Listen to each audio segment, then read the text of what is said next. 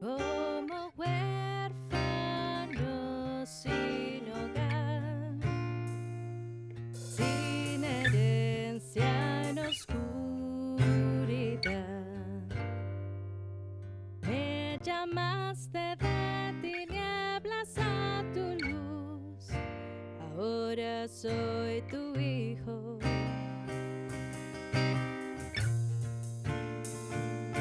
Fui lavado con tu sangre, revestido de tu rectitud, con tu sello puesto en mi corazón, ahora redimido.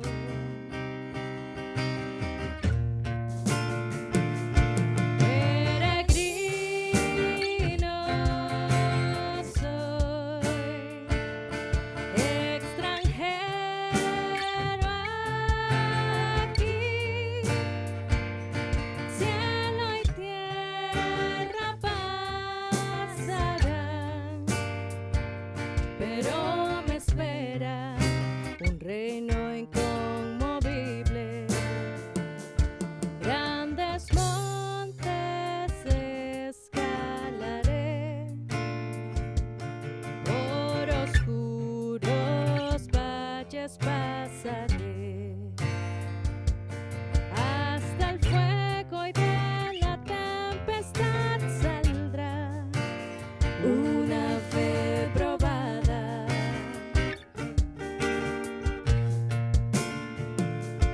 No deseo gloria ni honor,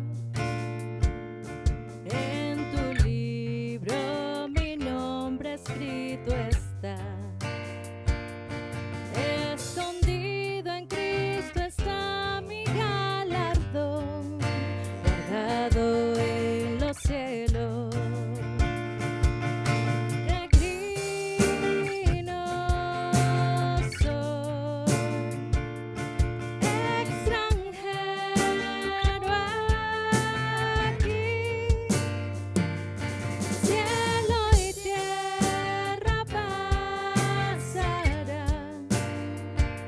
pero me espera un reino inconmovible. Tu palabra es el compás para mis pies, en el camino tu evangelio anunciaré. Hasta escuchar bien hecho, ven mi siervo fiel, entra en mi gozo.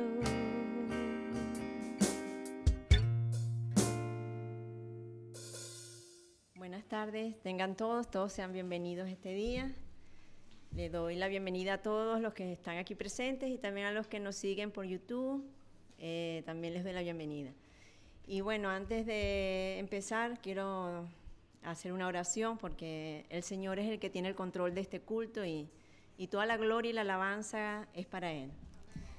Sí, Señor Jesucristo, gracias, gracias, gracias, Señor, porque un día más nos permites reunirnos y estar aquí, Señor. Por tu misericordia, Señor, hoy nos hemos levantado y hemos venido hasta aquí, Señor. Pero nuestro motivo de estar aquí, Señor, es honrarte a ti y darte gloria solo a ti, Señor, porque tú eres el único digno, Señor, de recibir la honra, la gloria, Señor. Gracias, Padre. En tu nombre, Señor, entregamos este culto, Padre amado. Bendito Jesús. Gracias, Señor. Amén. Y ahora vamos a tener una lectura, en Salmos 33 de los versículos 1 al 4. Alegraos, oh justos, en Jehová, en los íntegros es hermosa la alabanza. Clamad a Jehová con arpa, cantarle con salterio y decacordio, cantarle con cántico nuevo, hacerlo bien, tañendo con júbilo. Porque recta es la palabra de Jehová y toda su obra es hecha con fidelidad. Amén. Y ahora, como también la alabanza es una forma de oración y de alabar a nuestro Señor y de honrarlo, Hoy vamos a tener la alabanza a cargo de Dayana. Y como siempre yo les digo, si quieren alabar sentados, si quieren ponerse de pie, háganlo, pero pongan su corazón en esta alabanza. Se están dirigiendo al Padre, al Dios creador de todo el universo. Él es el único digno de recibir gloria y alabanza. Gracias. Amén. Puestos de pie, primeramente nos acordamos de las madres en su día. Muchas felicidades.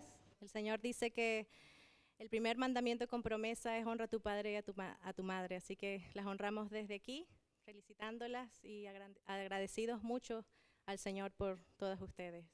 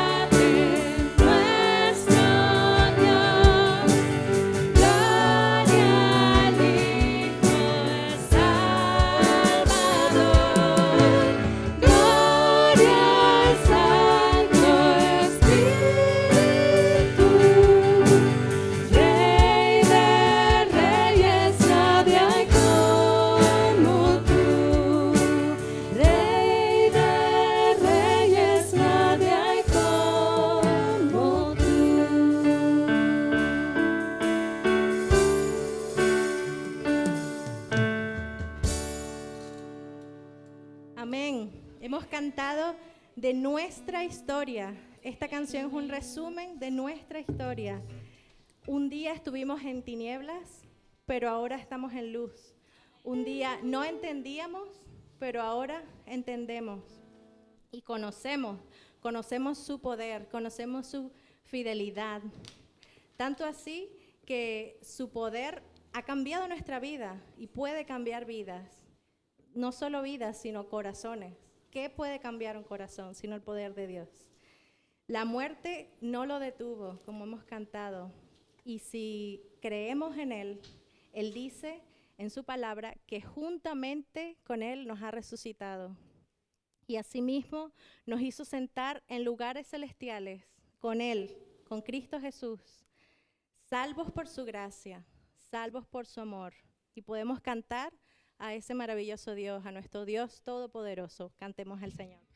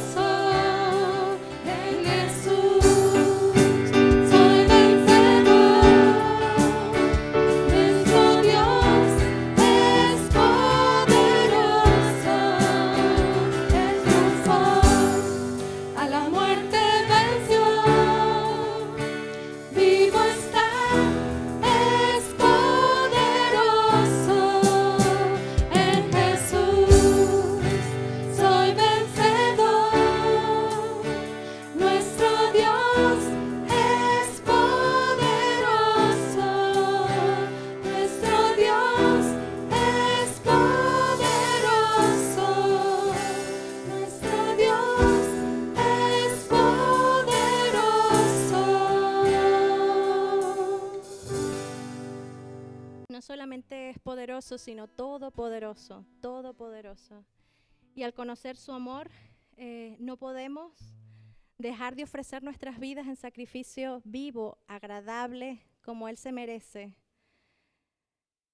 Amarle, obedecerle de todo nuestro corazón, con todo lo que tenemos. Hoy este es mi deseo, animarles a que recuerden el día en que han conocido al Señor. Es muy, muy importante recordar ese momento, recordarnos del primer amor, recordar las cosas grandes que ha hecho en tu vida, las cosas que está haciendo, de su poder, de cómo Él se ha manifestado a tu vida y cómo has por primera vez conocido al Señor. Y quizás este es el día para ti, quizás a partir de hoy lo conozcas. Así que te animo a estar preparado, a escuchar, a estar atento, a venir delante de Él sin ningún prejuicio, sin ningún impedimento, libremente, atento. Y nos acordamos también de por dónde nos ha traído y dónde estamos ahora, qué quiere el Señor para nosotros, aquellos que ya llevamos tiempo en el camino. Pensemos en esto también. ¿Qué nos está diciendo el Señor? ¿A dónde nos lleva? ¿Cuál es su próximo plan? ¿Cuál es su próxima buena obra que ha preparado de antemano? Cantamos al Señor y pensamos en esto, ser un perfume agradable a sus pies.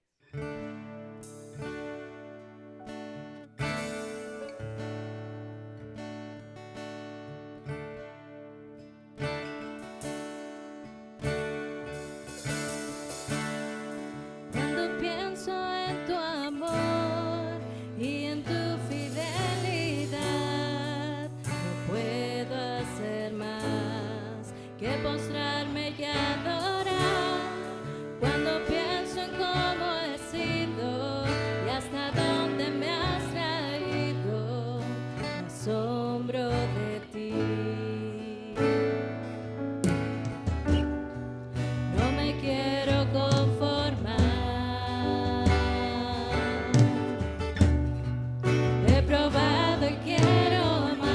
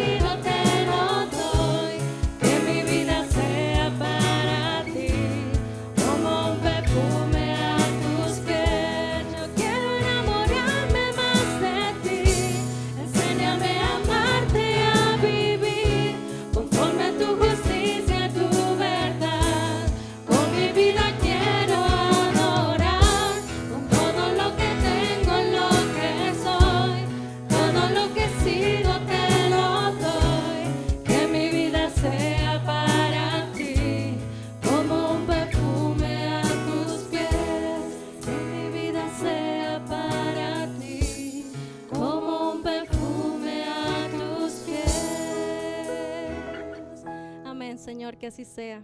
Qué bonito es estar enamorada del Señor, ¿verdad? Y saber que podemos contar con Él en todo tiempo y que Él no nos va a fallar, que Él está ahí y que en cualquier momento podemos hablar con Él, contarle lo que nos pasa, aunque Él ya lo sabe todo. Pero lo más maravilloso que hay es como esta canción, es de verdad, me lo imaginaba, estar enamorada todos los días de Él y cada día buscarlo más, enamorarnos más y más y más y más de Él.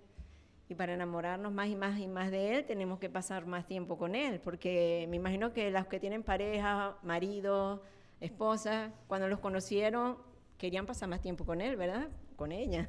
Así que pasemos más tiempo con el Señor, porque ese es el fin con que nosotros hemos nacido, buscarlo a Él y darle gloria. Ese es el único fin con que cada uno de nosotros hemos nacido, así que tenemos que buscarlo cada día más.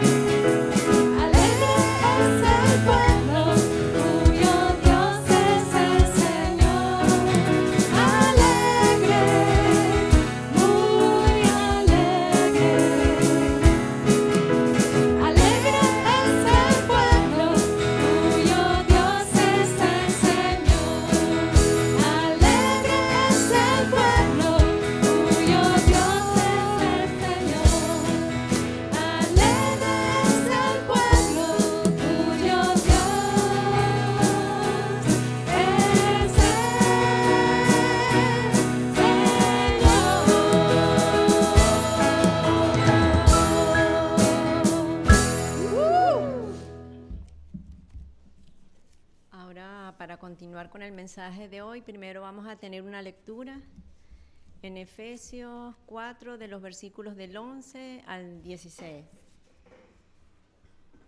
Ahora bien, Cristo dio los siguientes dones a la iglesia: los apóstoles, los profetas, los evangelistas y los pastores y maestros.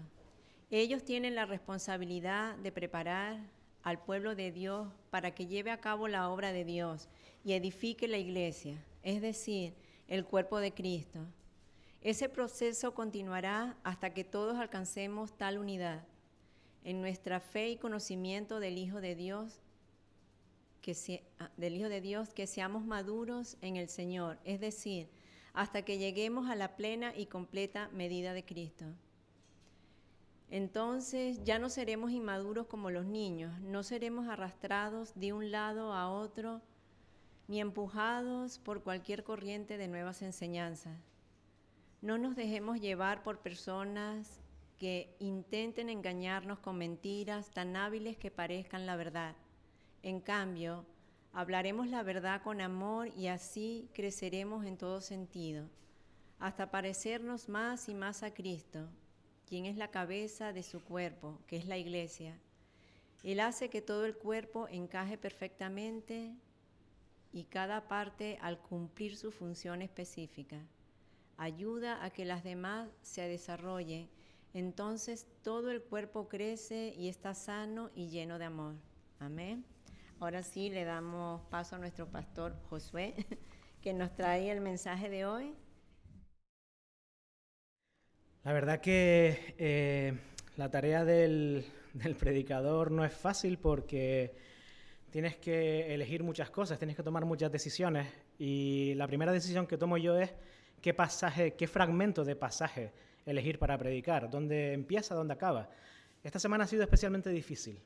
Estamos haciendo el libro de Efesios, como saben, y tocaba este texto, pero hasta dónde llevarlo, hasta dónde estudiarlo. Y decidí hacerlo del 10 al 16, y lo titulé así: Vivir la verdad en amor. Y cuando se lo entregué a la persona que se encargaba de la alabanza, me preguntó, ¿por qué lo has titulado así? ¿Qué quieres decir con vivir la verdad en amor?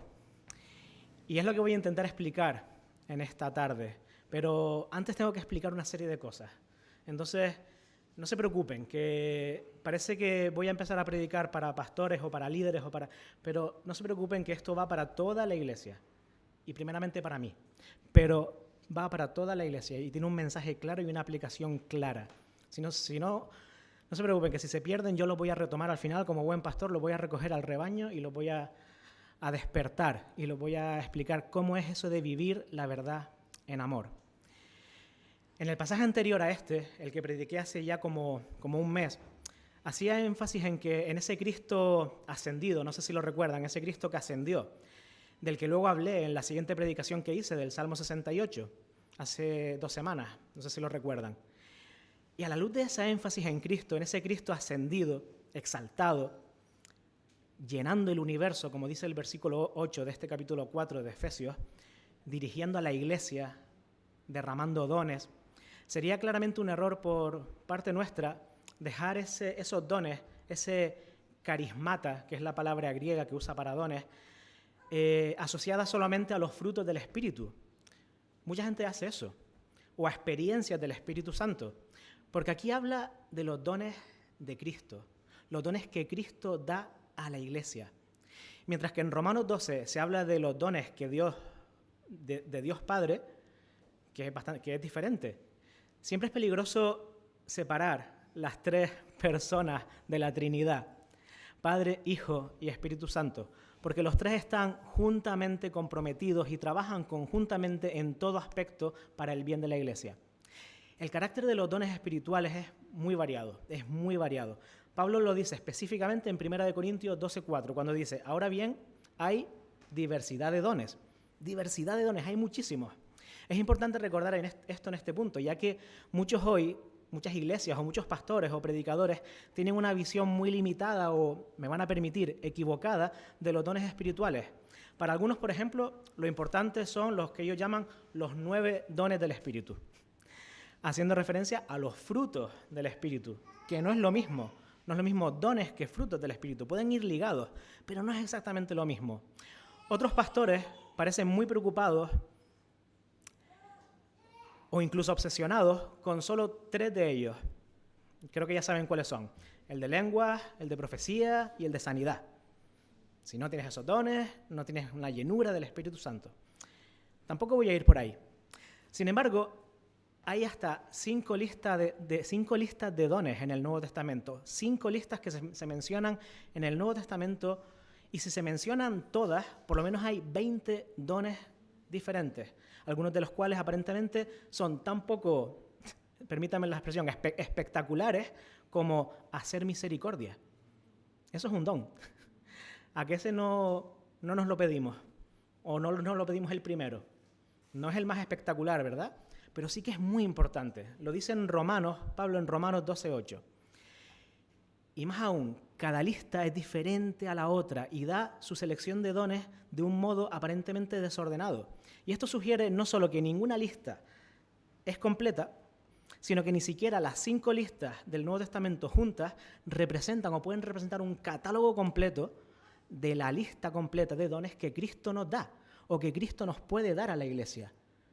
Limitar los dones de Cristo a esa lista de 5 listas es limitar el poder de nuestro Señor Jesús. Claro que no se puede limitar a eso. Hay infinidad de dones que reparte a su iglesia. Cristo puede dar y da a la iglesia infinidad de dones. Sin duda hay muchos otros que no figuran en esta lista y que son necesarios, imprescindibles diría yo, para la edificación de la iglesia de Cristo. En nuestro pasaje de esta tarde, Pablo solo menciona 5 de estos dones. apóstol, profeta, evangelista, pastor y maestro. Pero vamos a ver cómo, aunque aparentemente estos dones piensen que no va contigo, porque no te ves reflejado en ninguna de ellas, sí que de alguna forma Pablo en este texto está hablando a toda la congregación. Primeramente está hablando a los líderes, a los responsables, pero está hablando también a toda la congregación. Vamos primero, si me lo permiten, a definir un poco los tres primeros. Vamos a leer el versículo 11.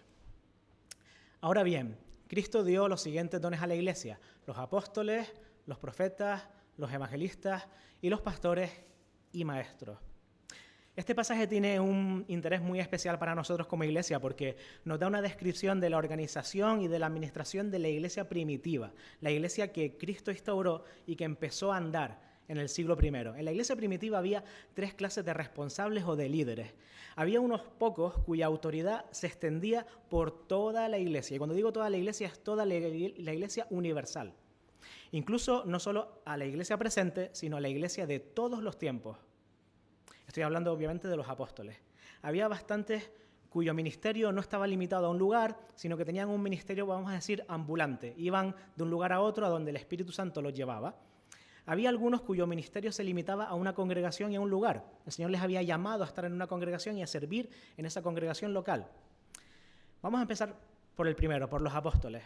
Los apóstoles eran los que tenían una autoridad en toda la iglesia y en todo tiempo, incluso ahora. Eran más de 12.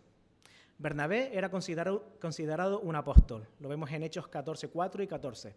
Santiago, el hermano de nuestro Señor Jesús, era un apóstol también. Lo vemos reflejado en 1 Corintios 15:17 y Gálatas 1:19. Silvano también fue considerado en la Biblia un apóstol. Lo vemos en 1 de Tesalonicenses 2:6. Andrónico y Junias, otros nombres muy bonitos, eran también apóstoles. Lo vemos en Romanos 16:7. Vemos que eran más de 12, aunque los 12 apóstoles fueron los principales. Pero para ser apóstol se tenían que tener dos grandes características. La primera era haber conocido personalmente a Jesús. Cuando Pablo insiste en sus propios derechos en vista de la oposición que había en Corinto hacia él, afirma: ¿es que no he visto a Jesús nuestro Señor? Esto se encuentra en 1 Corintios 9:1. La segunda, un apóstol tenía que ser un testigo ocular de la resurrección del Señor. Cuando los 11 se reunieron para elegir al que había de tomar el puesto que había dejado vacante Judas, se decía que tenía que ser uno que hubiera sido de la compañía durante todo el ministerio terrenal de Jesús y ser un testigo de su resurrección. Esto lo encontramos en Hechos 1:21 en adelante. Les digo todo esto para que entiendan que el título de apóstol es algo muy serio y es algo que está recogido en la palabra de Dios, que es muy claro. Entonces, si a alguien se les presenta como apóstol, que puede que pase y que puede que haya pasado, pónganlo en seria duda, por no decir que digan que ustedes solo conocen a los apóstoles que dice la palabra de Dios. A mí me pasó.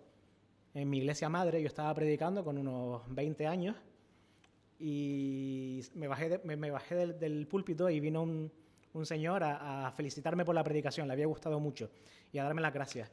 Y se me presentó como pastor y como apóstol.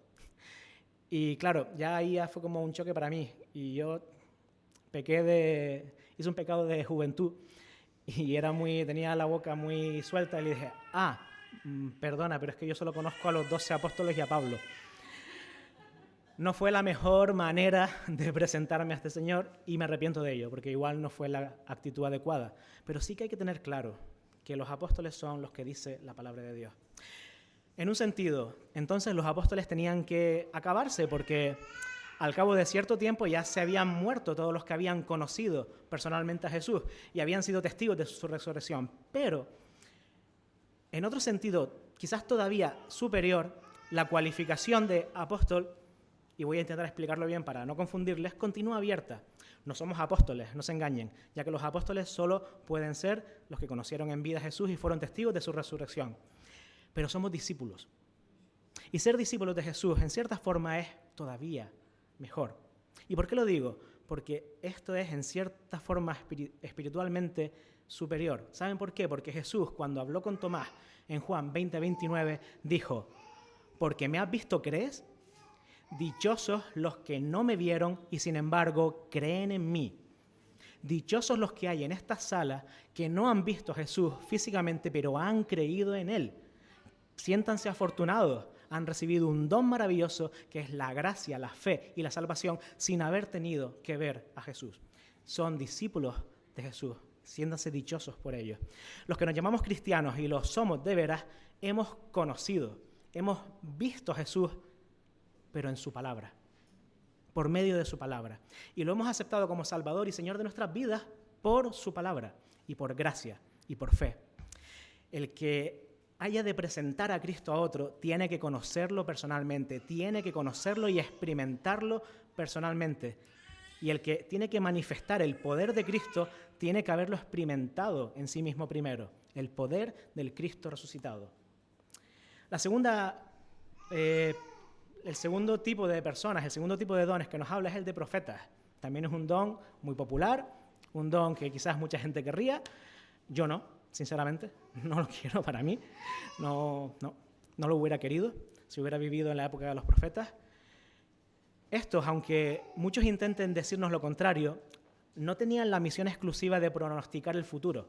No eran adivinos, no eran adivinadores. No reduzcamos el papel de profeta a algo tan simple. Tenían el poder, el llamamiento de proclamar la voluntad de Dios. Y al proclamar la voluntad de Dios hasta cierto punto tenían que anunciar cosas futuras, es verdad, porque anunciaban las consecuencias que traería para el pueblo obedecer o desobedecer esa voluntad. Los profetas se movían por toda la iglesia. Su mensaje no era el resultado de un pensamiento o un estudio, sino que era revelación directa de Dios por medio del Espíritu de Dios. Pero es importante explicar aquí el significado primario de la palabra profeta en la Biblia. Un profeta era una persona que estaba en el consejo de Dios. ¿Qué quiere decir esto? Que es una persona que entendía, había estudiado y había recibido un consejo especial de Dios por medio de la revelación, tanto de su palabra como del Espíritu Santo, que escuchaba y veía su palabra y quien en consecuencia hablaba en boca del Señor y hablaba su palabra fielmente. ¿Se han fijado que 5 minutos antes del culto nos vamos un grupo de gente ahí? No vamos a cotillear de ustedes, no vamos a criticar, vamos a orar. Y una de las cosas que más se repiten en esos tiempos de oración, ¿saben qué es? Señor, que seas tú el que hable en boca de la persona que va a predicar. Que sea tu voz y tu boca directamente la que hable por medio del predicador o de la predicadora que va a tener la palabra.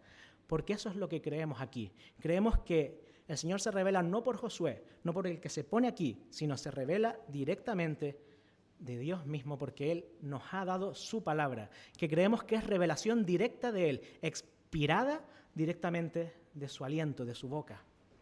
En este sentido es importante decir que no hay profetas en el sentido exacto del Antiguo Testamento hoy en día. Nadie puede pretender o reclamar una inspiración comparable a aquella de los profetas del Antiguo Testamento, por lo menos no en esa medida, porque tendríamos que añadir palabras a las Escrituras. Y sabemos que la propia Escritura condena eso. Nadie puede añadir ni una letra ni una coma a la palabra de Dios. Pero parece correcto decir que de una forma distinta sí que puede haber profetas en tanto en cuanto el significado hable antes de ser una forma en la que lo traducen muchas traducciones, porque viene del hebreo bíblico, ser voceros y ser portavoces de la palabra de Dios.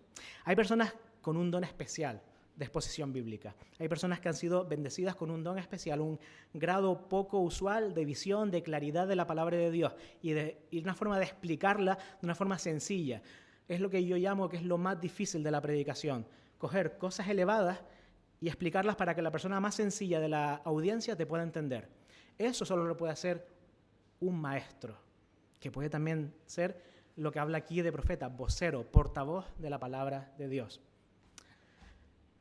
Es un don que da el Espíritu Santo a algunos para exponer la palabra, traducirla a nuestro lenguaje, a nuestra cultura, traer una nueva y renovada comprensión de ella sin desvirtuar su mensaje, sin quitar ni una coma ni una letra de la palabra, entendiendo con esa nueva visión los tiempos que vivimos y provocando, como los profetas antiguos provocaban. ¿Qué provocaban los profetas? Arrepentimiento, conciencia de pecado, exhortación, edificación y consolación a muchos en medio de pruebas. Esa era la labor del profeta en la antigüedad y esa es la labor actual de los voceros y portavoces de la palabra de Dios. En tercer lugar, vemos que están los evangelistas. Los evangelistas eran también ambulantes, iban de iglesia en iglesia, serían como los misioneros de ahora, si queremos hacer una similitud actual. Pablo le dice a Timoteo, haz obra de evangelista, lo dice en 2 de Timoteo 4:5, he predicado sobre este texto aquí en esta iglesia. Eran los que daban a conocer la buena noticia. No tenían el prestigio quizás ni la popularidad de los profetas o de los apóstoles que habían visto al Señor. No ejercían la influencia social de los profetas inspirados por el Espíritu, pero eran los obreros habituales de la iglesia, en la iglesia primitiva, que llevaban la buena nueva a todo el que no la conocía. Y eso era muy importante. Haz labor de evangelista. Necesitamos hoy en día evangelistas en la iglesia. Necesitamos un ministerio de evangelismo fuerte, bien estructurado y potente en todas nuestras iglesias. Personas que tengan ese don de verdad y que lo sepan ejercer y no tengan miedo a hacerlo. Porque hay que tener valentía hoy en día para ser evangelista. En la cuarta tenemos los pastores y maestros. Me gustaría aquí hacerlo juntos, englobarlo juntos, pastores y maestros. Parece que estas dos palabras describen a una sola clase de personas. Y en cierto sentido, la tarea más importante de toda la iglesia, me van a permitir, es esta. No eran ambulantes, sino fijos en una congregación local. Y tenían una triple función. Eran maestros. En la iglesia primitiva había muy pocos libros. Eso quería decir que la historia de Jesús tenía que ser transmitida primordialmente por la voz, a viva voz. La historia de Jesús se fue contando oralmente antes de que se escribiera. Y estos maestros tenían la tremenda responsabilidad de ser los depositarios de la historia del Evangelio. Tenían que contarla exactamente como se la habían contado. Tenían que contarla sin desvirtuarla, sin corromperla, sin llevarla a otro sitio, sin despistar al oyente. Era su función conocer y transmitir la historia de la vida de Jesús. Otra cosa que vemos es que las personas que se incorporaban a la iglesia procedían directamente del paganismo, procedían de la idolatría, pero de la idolatría peor que se puedan imaginar. De los cultos romanos, los cultos griegos, no sabían absolutamente nada del cristianismo, excepto que alguien llamado Jesús había entrado en sus corazones y lo había cambiado todo. Ese Jesús de Nazaret del que le habían hablado, de alguna forma entendían que había entrado en su corazón y que nada podía volver a ser igual, pero no sabían nada más. No estaban en una cultura cristiana como nosotros, o supuestamente cristiana. No les habían hablado nunca de Jesús ni de lo que era ser cristiano. Por tanto, estos maestros tenían que desplegar y desarrollar la fe cristiana entre los conversos y tenían que explicar qué era ser cristiano. Es a ellos a los que debemos el que la fe cristiana se mantuviera pura y no fuera distorsionada en su transmisión. Y una tercera cosa de estos maestros es que eran también pastores. Los maestros eran también pastores. Pastor es, en la palabra latina que se designaba, era la palabra la latina que se designaba, al igual que en español, al que cuidaba un rebaño. Por algún tiempo la iglesia cristiana no era más que una isla, como digo, en medio de un océano de paganismo. ¿Qué significaba eso? Que las personas que llegaban a la iglesia acababan de salir de un mundo horrible, de cultos paganos, de tradiciones paganas, que para ellos eran lo normal, lo cotidiano. Estaba bien. Y estaban en constante peligro de volver a ese mundo de paganismo. Y era la labor tremenda, difícil, increíble del pastor de cuidar de ese rebaño, de que se mantuviera en el redil y de que no volviera a ese mundo de paganismo. Una vez le habías enseñado las cosas que enseñaba Jesús, tenías que cuidarles para que no volvieran a ese mundo. Estoy intentando explicarles esto para que vean que el mundo no ha cambiado tanto. Estoy intentando explicarles cada función para que vean que las funciones de estas personas tampoco dejan de ser necesarias en el mundo en el que vivimos. ¿Qué es la iglesia al final sino eso? Un grupo de personas que hemos llegado aquí por diferentes caminos, por diferentes rutas. Quizás tu familia era cristiana, te llevaron de pequeño a la iglesia. Amén. Gloria a Dios. Felicidades. Pero quizás has venido con 29, 30, 40, 50 años. Has venido de una tradición X. Llámala como quieras, pero no tenías ni idea de lo que era ser cristiano verdaderamente hasta que te lo explicaron. Y tu vida estaba desordenada, y tu vida estaba en completo caos, completamente invadida por cosas de las que no podías huir porque era tu vida, es tu familia, es tu entorno, es tu trabajo. ¿Qué haces? ¿Te aíslas en una burbuja? ¿Te vas del planeta? No, el Señor no te manda eso. Te manda vivir en este mundo, pero no ser de este mundo. Ahí entra el trabajo de los pastores. Pastorear, dirigir, enseñarle cómo hacer una vida de cristiano en un mundo que no es para nada cristiano. El pastor del rebaño, esta palabra es una palabra antigua y honorable. La usaban los griegos para hablar de sus reyes. Homero decía que el rey Agamenón era el pastor de su pueblo. Jesús mismo se había llamado a sí mismo el buen pastor en Juan 10:11, y con toda la razón. El autor de Hebreo llama a Jesús el gran pastor de las ovejas. Pedro le llama pastor y obispo de vuestras almas y príncipe de los pastores. Jesús entregó al propio Pedro que cuidara de sus ovejas en Juan 21:16. Pablo advirtió a los ancianos de Éfeso que guardaran el rebaño que Dios había puesto a su cuidado en Hechos 20:28. Y Pedro exhorta a los ancianos a que cuiden el rebaño de Dios. Por tanto, la figura del pastor se halla inevitablemente retratada en todo el Nuevo Testamento. Era el que cuidaba del rebaño y guiaba a las ovejas en lugares seguros. Era el que buscaba a las ovejas descarriadas y, si era necesario, exponía su vida para salvarlas. Esa es la responsabilidad del pastor. Aquí me estoy predicando a mí mismo.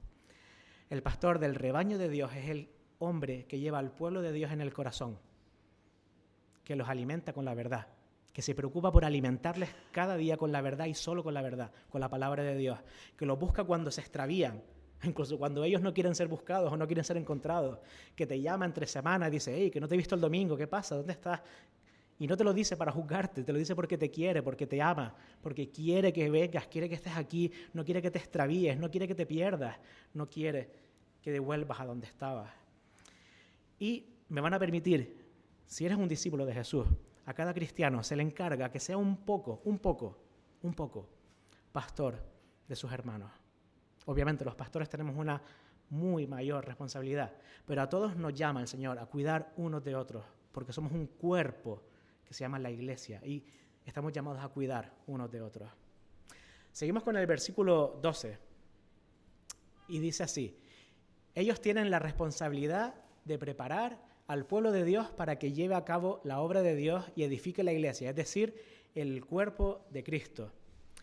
Después de nombrar a los diferentes responsables de la iglesia y describir sus funciones, Pablo pasa a hablar de sus objetivos y de lo que deben tratar de hacer, y no es poca cosa. Su objetivo es que los miembros de la iglesia estuvieran debidamente equipados, dice otra versión, o preparados. Esta palabra, preparados, que usa Pablo es interesante. En el griego original, la palabra que usa, ¿saben para qué se usaba? Para la medicina, para la cirugía, en el sentido de colocar un miembro roto o poner en la debida posición una articulación.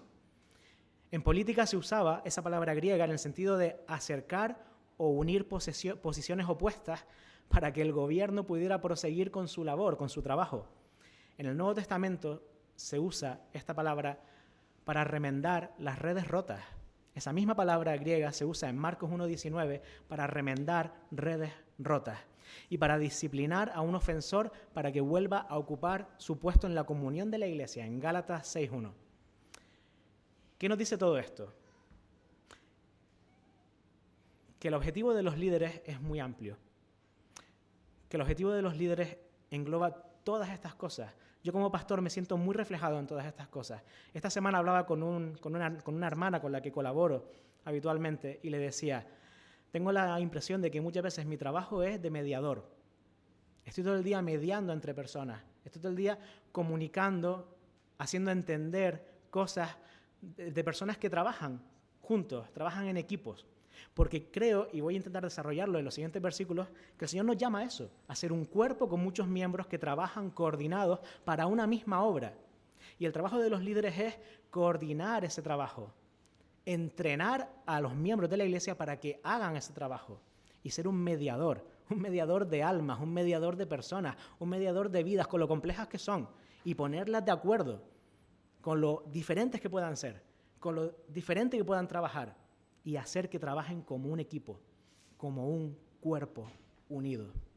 ¿Para qué? Para que puedan llegar a ser como Dios quiere que sea la iglesia. Es la función de los responsables de la iglesia y la función también de los miembros. Su contenido es que, su cometido es que el servicio de la iglesia siga adelante. La palabra se usa aquí para hablar de esta obra de Dios es diaconía. En esta versión no lo pone, pero habla de servicio, y servicio es diaconía. Y la idea principal de esta palabra, que nace de esta palabra, es la de servicio práctico. El responsable no tiene que ser uno que habla solamente de cuestiones teológicas y de cosas de iglesia. Está a cargo de comprobar que el servicio práctico a favor de los pobres, de los desvalidos de Dios y de las personas a las que la iglesia quiere servir se lleva a cabo. Su finalidad es comprobar que el cuerpo de Cristo es edificado. La obra del responsable es siempre, escuchen bien, la construcción, nunca la destrucción. Su objetivo no es causar problemas, sino resolverlos o dar las herramientas para que se resuelvan y ayudar a ello. Fortalecer siempre y nunca debilitar la obra y la vida de la iglesia. Y no solo de los líderes, ahora les paso el testigo a todos ustedes. Es responsabilidad de todo miembro de iglesia hacer esto. Siempre construir, nunca destruir, siempre edificar, nunca romper, siempre intentar poner de acuerdo, nunca disentir. Pasamos al versículo 13 y dice, ese proceso continuará hasta que todos alcancemos tal unidad en nuestra fe y conocimiento del Hijo de Dios que seamos maduros en el Señor, es decir, hasta que lleguemos a la plena y completa medida de Cristo. Este versículo es muy potente, dice muchas cosas. Mira, el responsable de la iglesia tiene todavía una misión mucho más alta que la que acabamos de hablar. Podría decirse que es una de sus funciones más importantes. Su objetivo es que los miembros de la iglesia lleguen a la unidad perfecta. No debe permitir nunca que se formen partidos en la iglesia, ni grupos, ni clanes familiares, ni que se haga nada que produzca diferencias en ella. Todos somos exactamente iguales en la iglesia, a los ojos de Dios. Mediante la enseñanza y el ejemplo, debe tratar de hacer que los miembros de la iglesia mantengan la unidad, una unidad cada vez más íntima. Una unidad cada vez más íntima, que nos conozcamos cada vez más, que nos conozcamos en lo bueno y en lo malo, y nos aceptemos en lo bueno y en lo malo, y nos amemos, como vamos a acabar en la conclusión, en lo bueno y en lo malo. Así que Pablo acaba hablando de que su objetivo es que los miembros de la iglesia lleguen a un pleno desarrollo.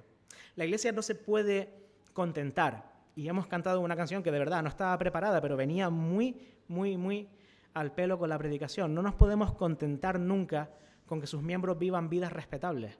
Hemos cantado una canción antes en la alabanza que decía, no me quiero conformar, no me quiero conformar. No quiero una iglesia que se conforme. No me gustaría pastorear una iglesia que se conforme.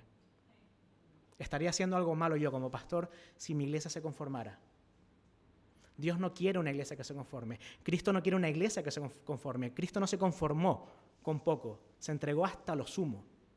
Y es lo que quiere de nosotros, no conformarnos. Su finalidad debe ser que seamos ejemplos de la perfecta nueva humanidad cristiana que vino Cristo a instaurar.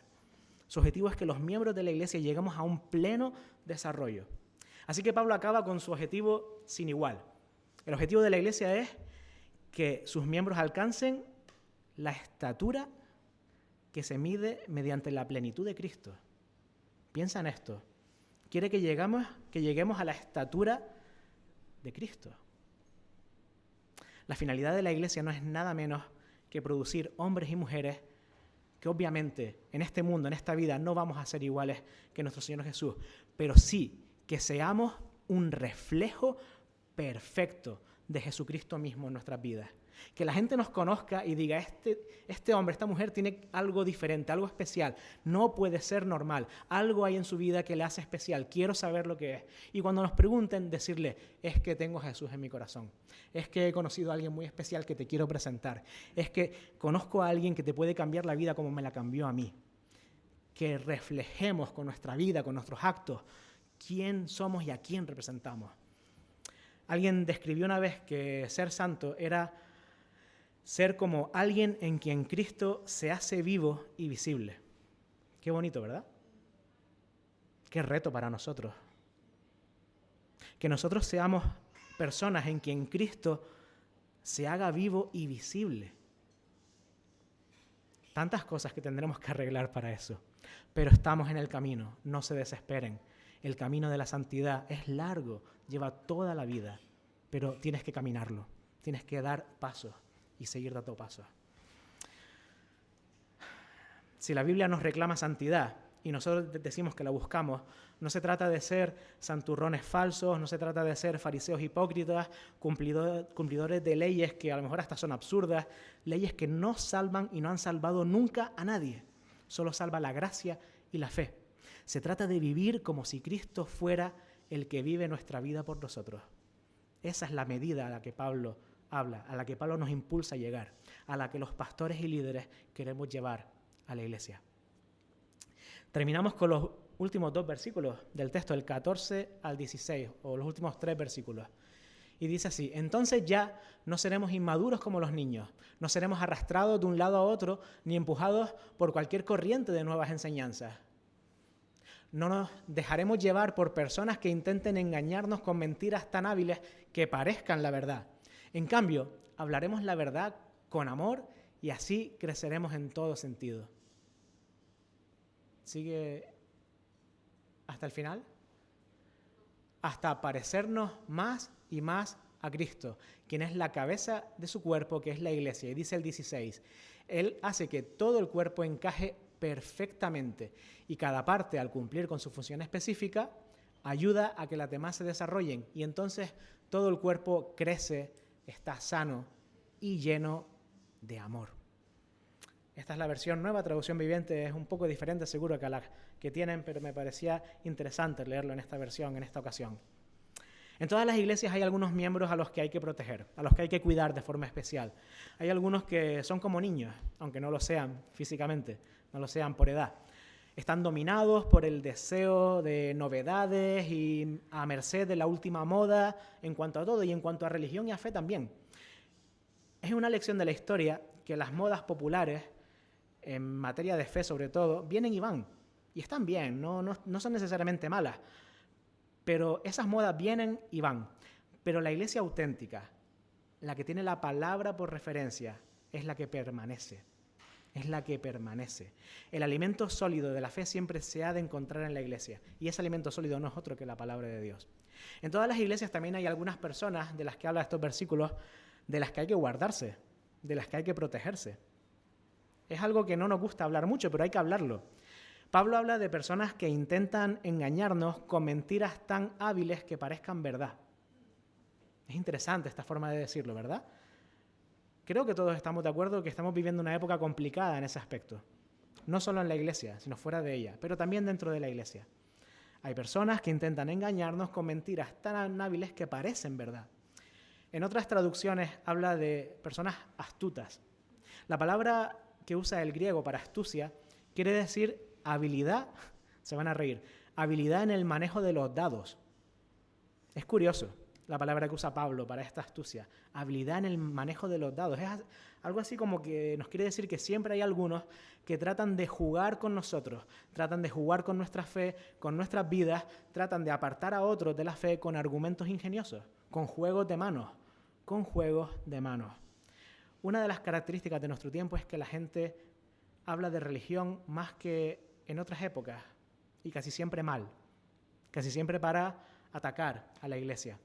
Y los cristianos, especialmente los cristianos más jóvenes, tienen que enfrentarse a menudo con los argumentos de los que están en contra de la iglesia y en contra de Dios, en contra del mensaje de la palabra. Mira, en este tiempo más que nunca, solo hay una manera de evitar que nos hagan perder el equilibrio, que nos engañen con mentiras hábiles que parecen verdad, con la última moda religiosa o la última moda antirreligiosa, la última moda de ideología X, que nos seduzcan con los argumentos absurdos de los supuestos expertos en según qué materia. La única forma es crecer constantemente en Cristo y en su palabra, en el conocimiento de su palabra y en Cristo. Si dejamos crecer a Cristo en nuestras vidas, estaremos cada vez más protegidos de esas mentiras. Si nos descuidamos del crecimiento en Cristo, estamos a merced de cualquier tahur, de cualquier engañador, de cualquier mentiroso, incluso que se sube a un púlpito de una iglesia a predicar.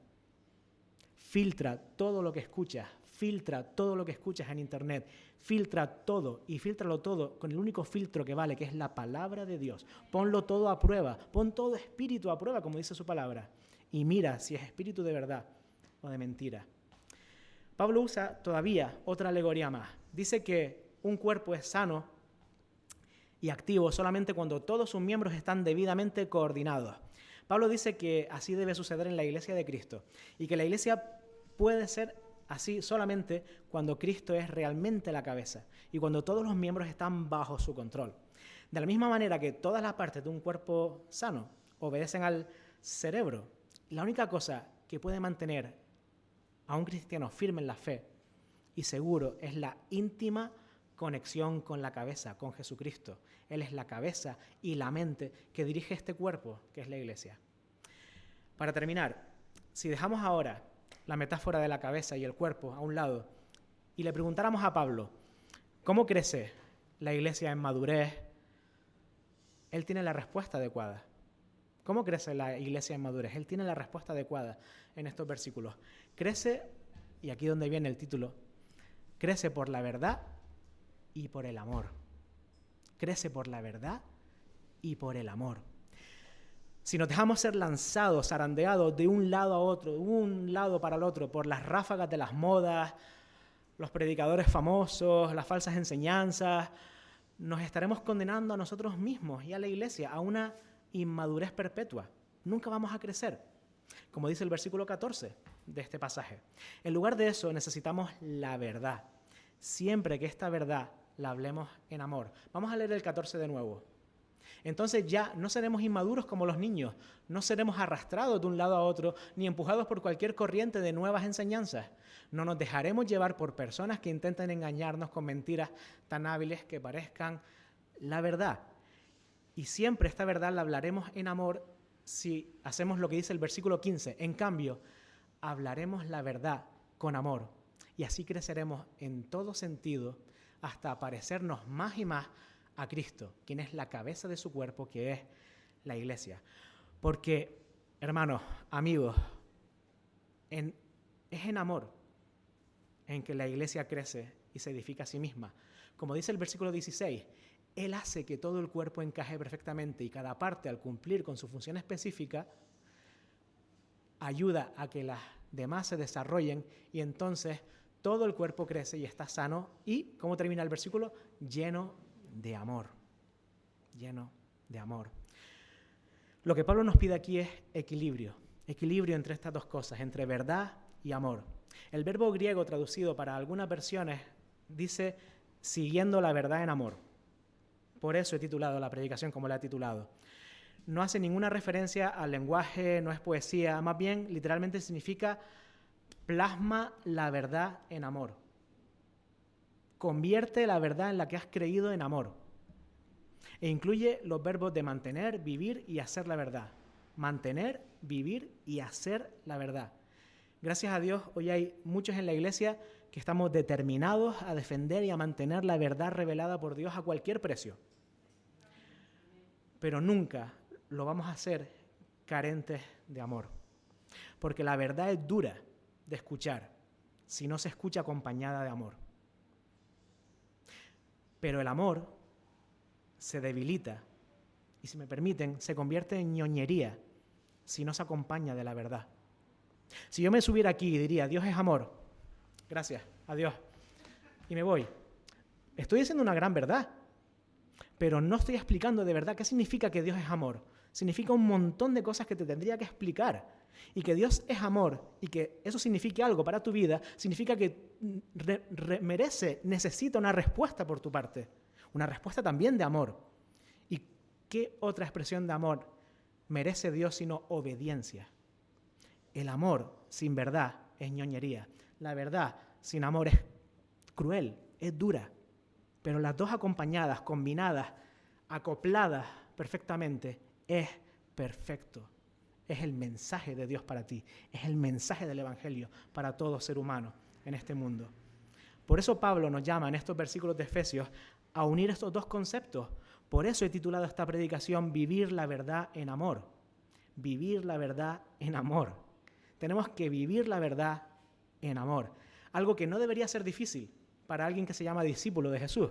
Algo que no debería ser difícil porque el discípulo de Jesús está lleno del Espíritu Santo. Y el mismo Espíritu, de verdad, ¿cuál es su primer fruto? El amor. No hay otra ruta, no hay otro camino para llegar a una completa y madura unidad en Cristo. Así que, pues la visión de Pablo para la iglesia es una nueva sociedad, una nueva humanidad creada por Dios, que debe desplegar amor, unidad, diversidad, porque somos diferentes, y madurez creciente, insaciable. Tenemos que ser insaciables en nuestras ganas de aprender, de crecer, de conocer más al Señor, de conocer más de su palabra. Tenemos que pedir, por favor, pídanme, haz más estudios bíblicos, haz más células de estudio bíblico entre semana, no sé cómo lo haré, porque la semana solo tiene 7 días y yo solo soy una persona, pero amén, gloria a Dios. Tienen que tener más hambre del Señor, tenemos que tener más hambre y sed del Señor y de su palabra. Estas son las características de una vida digna de la vocación con que fuimos llamados por Dios, como leímos en el versículo 1 de este capítulo 4, y que Pablo nos pide que llevemos a cabo. Que el Señor nos ayude, nos dé sabiduría, discernimiento, fuerza, valentía para llevar todo esto a cabo. Vivamos la verdad en amor. Que el Señor les bendiga. Damos gracias a nuestro pastor Josué y a nuestro Señor también porque permitió que pudiéramos recibir este mensaje hoy. Le voy a pedir al grupo de alabanza porque vamos a tener ahora una canción y les voy a pedir si se pueden poner de pie para cantar todos juntos.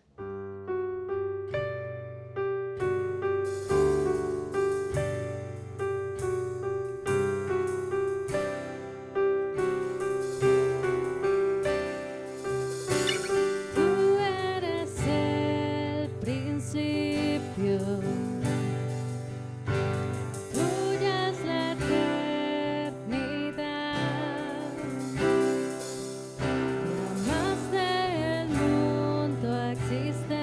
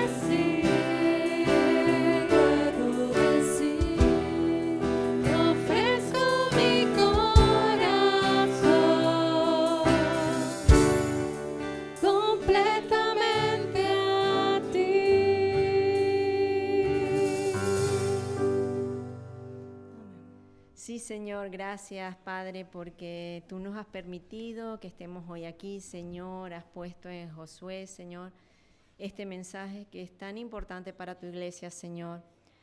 Ayúdanos a trabajar, Señor, como un solo cuerpo, Señor, dirigido por ti, que tú eres la cabeza, Padre. Gracias, Señor, por este maravilloso mensaje de hoy, Padre, y ayúdanos en esta semana, Señor, a pensar en ello y a trabajar, Señor, en ello para de verdad, Señor, ser un cuerpo fortalecido, Señor. Gracias, Padre amado. Ahora te pido que en este momento que ya vamos a despedir, Señor, este culto, guárdanos y llévanos a nuestros hogares, Señor, y que allá donde vayamos, Señor, podamos ser luz, Señor.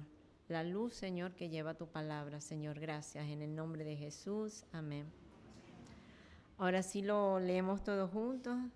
Número 6 del 24-26. Jehová te bendiga y te guarde.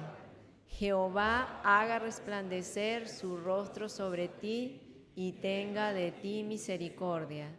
Jehová alce sobre ti su rostro y ponga en ti paz. Amén. Bueno, nos vemos el próximo domingo aquí. Vale, gracias.